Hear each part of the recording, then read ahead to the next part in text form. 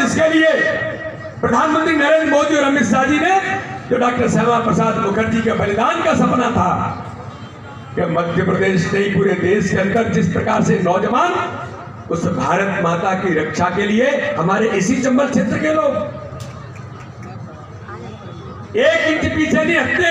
पाकिस्तान प्रेरित जो आतंकवाद है, जो धारा 370 के कारण से देश के अंदर पनपा था, उसमें उन आतंकवादियों से लड़ते हुए 1 इंच पीछे नहीं हटते। देश की रक्षा करने के लिए सीने पर गोली खा जाते हैं। इसी चंबल क्षेत्र के वो नौजवान हैं जो सीमा पर सीमा की रक्षा करते हैं। लेकिन दिग्विजय सिंह ने कल फिर कहा है मित्रों, मैं इस बात का उल्लेख इसलिए कर रहा हूं, पी चिदंबरम जो गृह मंत्री है उन्होंने कहा है और दिग्विजय सिंह ने समर्थन कहा कि धारा 370 पुनः बहाली होनी चाहिए। मैं पूछना चाहता हूं मित्रों, अपने मुरैना की माताओं बहनों और आप लोगों से, क्या धारा 370 जिसके कारण से ये देश आतंकवाद की चपेट में था, डॉक्टर श्यामा प्रसाद मुखर्जी ने जिसके लिए बलिदान दिया था, वो धारा 370 का ऐतिहासिक निर्णय संसद के अंदर माननीय प्रधानमंत्री और गृह मंत्री में बहाली होनी चाहिए। जरा मुरैना की उस जनता से जिनके बेटे और बेटी भारत की सीमा की रक्षा करते हैं, आप मुझे बताइए, क्या धारा 370 पुनः बहाली होनी चाहिए? जोरी से बताइए, होनी चाहिए? तो ऐसे लोगों को जवाब देने का काम इस चुनाव में इन नेताओं को निस्ताभूत करना पड़ेगा। क्या कमलनाथ ने कहा है इसी चंबल के अंदर कि चंबल क्षेत्र के लोग तो गुलाम थे, उनको आजादी देने। कल तो एक ऐसी घटना हुई है, मंच पर बैठे कमलनाथ को पानी पीने की इच्छा हुई। अपने दिल्ली विधानसभा के अंदर उनके कार्यकर्ता पानी लेकर के गए तो उन्होंने कहा नहीं ये नहीं पीऊंगा मैं, तो वो तो चंबल का पानी था, पच नहीं सकता कमलनाथ तुमको। तो कमलनाथ वो कौन सी होती डेट कोक का कोई एक वो रहता है, वो उन्होंने मंगाया और वो पिया। मैंने कहा कमलनाथ तुमने इस चंबल के पानी का भी अपमान किया है। अरे जनता मध्य प्रदेश की, इस चंबल की जनता चंबल के पानी का कभी अपमान स्वीकार नहीं करती। कमलनाथ ये याद कर लो, तुमने चंबल क्षेत्र की जनता को जो गुलाम कहा है, तुमने चंबल के पानी का जो अपमान किया है, इसका जवाब मित्रों मैं आपसे पूछना चाहता हूं, इस कमलनाथ को जवाब देना चाहिए कि नहीं देना चाहिए? तो मित्रों हम सबको इस बात पर कमलनाथ को इसका जवाब देना पड़ेगा, क्योंकि वो तो उद्योगपति, उसको क्या पता चंबल क्या होती है। इसी चंबल के विकास के रास्ते को रोकने का काम कमलनाथ मुख्यमंत्री रहते हुए तुमने किया था। चंबल एक्सप्रेस वे, चंबल का पानी, सैनिक स्कूल, जो भारतीय जनता पार्टी की सरकार सौगातें लेकर के आ रही थी, आपने सारी सौगातों को चंबल के अंदर कोई विकास नहीं होने दूंगा ये रोक करके आपने जो अपराध किया था कमलनाथ जी, आपको इस चंबल में आने का अधिकार क्या है? किस अधिकार से चंबल के अंदर आकर के इस जनता से बात करने का प्रयास करते हैं?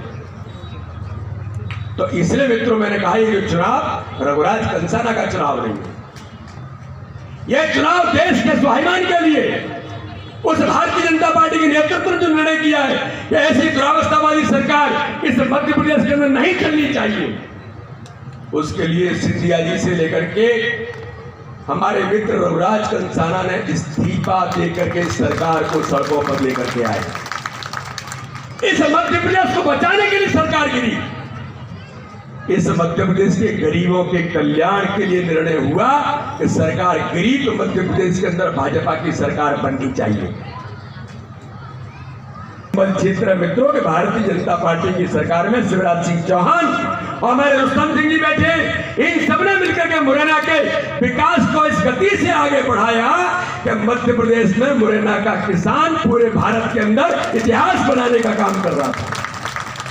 कृषि कर्मण अवार्ड 5 बार जीत रहा है, किनके बल पर? किसानों के बल पर। क्यों? भाजपा की सरकार ने बिजली दी, पानी दिया, सड़क दी। और इसलिए हम कहते हैं हम किसानों को प्रलोभन नहीं देना चाहते, हम नौजवानों को प्रलोभन नहीं देना चाहते। अरे चंबल एक्सप्रेस वे, मैं तो कहता हूं मित्रों, इस चंबल के पानी को, चंबल के उन भड़कों को लोग देखना चाहते चंबल एक्सप्रेस वे प्रोग्रेसिव वे बनकर के खड़ा होगा तो शिवराज सिंह चौहान और नितिन गडकरी जी ने जैसे ही सरकार बनी वैसे ही उसका स्वरूप दे दिया। क्या आप जिंदगी भर ऐसे ही बने रहेंगे? दुनिया कनेक्ट होगी, दुनिया आना चाहती है कि हमको टेलीस्कोप से दिखा दो कि चंबल के भड़के कैसे होते हैं। हमको लोग दुनिया के अंदर अगर सम्मान से देखते हैं तो चंबल के कारण से ही देखते हैं, उनके अपने उस स्थान के कारण। कि विश्वास अगर किसी पर किया जा सकता है, मैंने तो इतिहास में पढ़ा कि चंद्रशेखर आजाद भी अगर किसी पर विश्वास करते थे तो चंबल क्षेत्र के नौजवानों पर विश्वास करते थे। इस विश्वास का पानी है चंबल का पानी है, जिसका अपमान कमलनाथ तुमने किया है। और इसलिए मित्रों मैं कहता हूं, संख्या की चिंता मत, केवल भ्रम फैलाने वाले। अरे जिस भारतीय जनता पार्टी ने आपके किसान गरीब के बेटे को एक गांव से निकाल करके इस प्रदेश का अध्यक्ष बन जाता है, एक गांव किसान का बेटा इस देश के अंदर कृषि मंत्री बन करके इस मध्य प्रदेश नहीं पूरे देश का नेतृत्व कर रहा है, ये भारतीय जनता पार्टी के इन कार्यकर्ताओं के बल पर ही कर रहा है। तो हम सब लोगों के लिए मान और सम्मान का विषय है। क्या अमित शाह जी कहते थे, लोग कहते हैं कि अमित शाह के पास कोई मंत्र है, वो सत्ताओं को पलट देता है। सत्ताओं को पलटने का एक ही मंत्र है अमित शाह के पास, और वो है बूथ मजबूत करके बूथ को जीतना। कार्यकर्ताओं के बल पर भारतीय जनता पार्टी जो खड़ी है, इस भारतीय जनता पार्टी को इतनी ताकत देना, ये झूठ और छल कपट करने वाले लोग हैं। मेरे अशोक अरगल जी यहाँ पर बैठे, इनके पिताजी भी सांसद थे, ये भी इतनों दिनों से सांसद रहे हैं। मैं मित्रों कहना चाहता हूं, मुरैना की सभा में जो लोग सामाजिक दृष्टि से विद्वेष फैलाने का काम करते हैं, मैं उनको चैलेंज करता हूं, या वो किसी भी दल के हो या किसी भी विचार के हो, बाबा साहब अंबेडकर को लेकर इस देश के अंदर और दुनिया के अंदर अगर किसी ने बाबा साहब अंबेडकर को सम्मान अगर व्यवहारिक तौर पर दिया है, वो भारतीय जनता पार्टी के प्रधानमंत्री नरेंद्र मोदी ने दिया। नाम का उपयोग कोई भी कर सकता है, भ्रम कोई भी फैला सकता है, झूठ बोल करके आप किसी भी प्रकार से लोगों को गुमराह तो कर सकते हो। लेकिन मित्रों, भारतीय जनता पार्टी का प्रधानमंत्री नरेंद्र मोदी है, तो प्रधानमंत्री आवास योजना देता है, तो वो कहते हैं हर समाज वर्ग के उत्थान के लिए, हर गरीब, वो किसी भी समाज का होगा, हर गरीब को अपने घर में रहने का अधिकार है। हर वो माँ हमारी जो चूल्हे पर लकड़ी लगा लगा करके जिस प्रकार से धुएं में प्रताड़ित होती थी, उसका दर्द कमलनाथ तुम जीवन में नहीं जान सकते, दिग्विजय सिंह तुम जीवन में नहीं जान सकते। जान कौन सकता है? जिस गरीब माँ का बेटा जब देश का प्रधानमंत्री बनता है तो वो कहता है कि अब कोई भी गरीब माँ इस देश के अंदर ऐसी नहीं होगी जो लकड़ी पर खाना बनाएगी। उसको हर घर के अंदर फ्री में गैस कनेक्शन देने का काम प्रधानमंत्री नरेंद्र मोदी करते हैं। मुझे कहने में गर्व है, 8 करोड़ परिवार, 8 करोड़ से ऊपर परिवारों को फ्री में गैस कनेक्शन देने का काम भारतीय जनता पार्टी की सरकार ने किया है। हमने नारा नहीं दिया गरीबी हटाएंगे, हमने झूठ बोल करके, भ्रम फैला करके, छल कपट करके वोट नहीं मांगा। हमने कहा गरीबों का जीवन स्तर ऊंचा उठना चाहिए। यह चुनाव इन मुद्दों के लिए है मित्रों।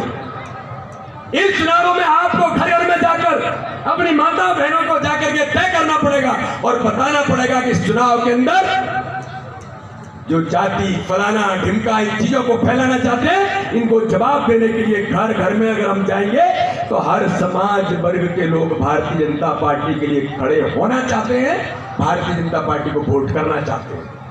जफर भाई बैठे होंगे यहाँ पर, मुस्लिम समाज के बारे में मैं दावे के साथ कहना चाहता हूं इस मंच से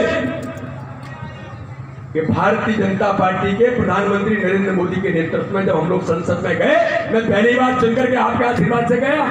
मोदी जी ने कहा कि सबका साथ सबका विकास तो है ही, इस देश के अंदर सबका विश्वास जीतना है। उन्होंने कहा कि कांग्रेस इस देश के अंदर एक वर्ग को केवल वोट बैंक मान करके जेब में रख के चलती है, मुस्लिम ये तो हमारा है, लेकिन मुस्लिमों का विकास नहीं हो जाए, विकास हो जाएगा, डेवलप हो जाएंगे, पढ़ लिख जाएंगे, तो फिर कहां पूछेंगे हमको ये। इसलिए ऐसा ही बने रहना चाहिए। जफर भाई जानते हैं हमारा जाता है कि अगर किसी को सुरक्षित इस भारत के अंदर मुस्लिम अगर किसी के राज्य में सुरक्षित रहे तो वो भारतीय जनता पार्टी की सरकार है। भारतीय जनता पार्टी के कार्यकर्ताओं को उन परिवारों में जाने की जरूरत है। ट्रिपल तलाक दुनिया के मुस्लिम देशों में खत्म हो गया था, दुनिया के मुस्लिम देशों में जो मुस्लिम कंट्रीज हैं, लेकिन भारत के अंदर ट्रिपल तलाक चल रहा था। लेकिन देश के प्रधानमंत्री नरेंद्र मोदी जी ने उन गरीब माताओं बहनों का जो मुस्लिम समुदाय के अंदर थी ट्रिपल तलाक को समाप्त करके उनके मन और हृदय को जीतने का काम देश के प्रधानमंत्री ने किया है। तो ये चुनाव मित्रों उन मुद्दों पर है जिस नेतृत्व ने मध्य प्रदेश के अंदर सरकार इस मध्य प्रदेश को बचाने के लिए बनाई है। जिस मध्य प्रदेश के नेतृत्व ने गरीबों के जन कल्याण की योजनाओं को बचाने के लिए भाई रघुराज कंसाना के मैं तो कहूंगा कि उन्होंने त्याग किया है। कोई कहे न कहे, बीडी शर्मा प्रदेश अध्यक्ष भारतीय जनता पार्टी का कहता है आज के समय में कोई पंच सरपंच ही नहीं छोड़ता है, लेकिन जब मन के अंदर पीड़ा होती है, दर्द होता है मित्रों, तब जाकर के रघुराज कंसाना जैसे लोग तय करते हैं कि हमको पद नहीं चाहिए और वो मैदान में उतर जाते हैं। तब तो भाजपा की सरकार बनी है, तब तो गरीबों के कल्याण की सरकार बनी है, तब तो शिवराज सिंह चौहान मुख्यमंत्री बना है। तो नेतृत्व के निर्णय को स्थायित्व देने के लिए और भारतीय जनता पार्टी सरकार के अंदर मध्य प्रदेश में गरीबों के कल्याण का काम करती रहे, गरीबों के लिए अपनी भूमिका निभाती रहे, गरीबों के जीवन स्तर को ऊंचा उठाती रहे। मित्रों इसके लिए मैं एक कार्यकर्ता से अपील करता हूं कि जो अमित शाह कहते हैं कि चुनाव तो जीत रही है, लेकिन चुनाव केवल जीतना नहीं है, प्रत्येक बूथ पर चुनाव जीतना है। तो आज इस कार्यकर्ता सम्मेलन में हम सब लोगों को मिलकर के तय करना है, जो नहीं आए हैं वो भी सुन लेंगे। योगेश जी जो नहीं आए हैं उनको आप बता देना कि प्रत्येक बूथ पर जीतने का अली भाई आपको तय करना पड़ेगा। राम कुमार जी कि जो देश और समाज के लिए जिन बातों का मैंने उल्लेख किया है, छोटी छोटी बातें हो सकती हैं। भारतीय जनता पार्टी दुनिया का सबसे बड़ा राजनीतिक दल होने के नाते आज इस देश के लिए कि राम मंदिर के मुद्दे पर जो कमलनाथ और दिग्विजय सिंह 8-8 आंसू रो करके कहते थे न राम का अस्तित्व है, राम मंदिर का तो पता ही नहीं है, राम सेतु क्या होता है, वो आज घंटी बजा करके हनुमान चालीसा करने की बात करते हैं। तो एक झूठ मंडली जिस प्रकार से हमारे लोगों पर आरोप लगाने का प्रयास करती है, इसका जवाब मित्रों प्रत्येक बूथ पर भाजपा के कार्यकर्ता को देना पड़ेगा। मैंने कहा ना चुनाव रघुराज कंसाना नहीं लड़ रहे, चुनाव भारतीय जनता पार्टी भी नहीं लड़ रही है, चुनाव इस मध्य प्रदेश का 7.5 करोड़ जनता का मान और सम्मान लड़ रहा है। और भाजपा का कार्यकर्ता तय कर लेगा। कितने ही लोग यहां पर बैठे हैं, मैं तो आज आपसे दिल से अपील करना चाहता हूं, सारे मंडल अध्यक्ष होंगे, सारे पदाधिकारी होंगे, अरे किसी की जरूरत नहीं है, आप लोग केवल अपने अपने बूथों पर अपने अपने मंडलों में तय कर लोगे कि इतनी बड़ी ताकत जो यहाँ पर बैठी है यही आज से अगर निकल जाएगी तो कमलनाथ तुमको उखाड़ करके फेंक करके आपके बोरी बिस्तर बांध करके छिंदवाड़ा नहीं आपको पश्चिम बंगाल रवाना कर देंगे। ये संकल्प हमको आज इस कार्यक्रम के बाद हम सब कार्यकर्ताओं को मिलकर के आगे बढ़ना है कि जिसने चंबल का अपमान किया है,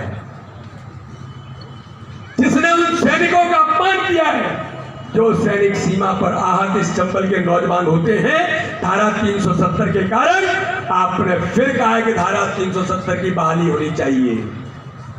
तो उन सैनिकों के सम्मान में भारत की सीमा की रक्षा के लिए, गरीबों के जन कल्याण के काम के लिए भारतीय जनता पार्टी की सरकार स्थायित्व में रहनी चाहिए। तो वो केवल एक सीट उसके लिए महत्वपूर्ण है। आप ये मत सोच लेना कि 28 में से कुछ जीत जाएंगे तो क्या अंतर पड़ता है, एक सीट महत्वपूर्ण है। और मुरैना तो मान और सम्मान के लिए, मध्य प्रदेश के उस नेतृत्व के लिए जो देश के अंदर काम कर रहा है और माननीय प्रधानमंत्री नरेंद्र मोदी के हाथ ताकत पर मजबूत करके नरेंद्र सिंह तोमर जो कर रहे हैं, आपका छोटा भाई, आपका किसी का बेटा बीडी शर्मा मध्य प्रदेश के अंदर जो काम कर रहा है, इन सबके मान और सम्मान के लिए मुरैना को भी जीतना बहुत महत्वपूर्ण है। इसलिए आज इस सम्मेलन में मैं आप सब लोगों से अपील करता हूं कि आज से ही हम सब लोग संकल्प लेकर के आगे बढ़े। बोलिए, हम सब लोग तैयार हैं? जरा मुरैना की सीट को प्रत्येक बूथ पर जीतने का संकल्प लेकर के हम इस चुनाव को जीतेंगे। तैयार है? जरा खड़े हो जाओ सब लोग, माता बहनें भी खड़ी हो जाएंगी। दोनों हाथ उठाइए, मुट्ठी बांधिए और भारत माता के जयकारे के नारे के साथ हम इस चुनाव को जीतने का संकल्प लेंगे। भारत माता की, भारत माता की जय जय श्री राम, बोलो पटिया भारत की। बहुत बहुत धन्यवाद। आवाज के लिए विधानसभा के संयोजक श्री वल्लभ ढंडोतिया जी को वो आए और आवाज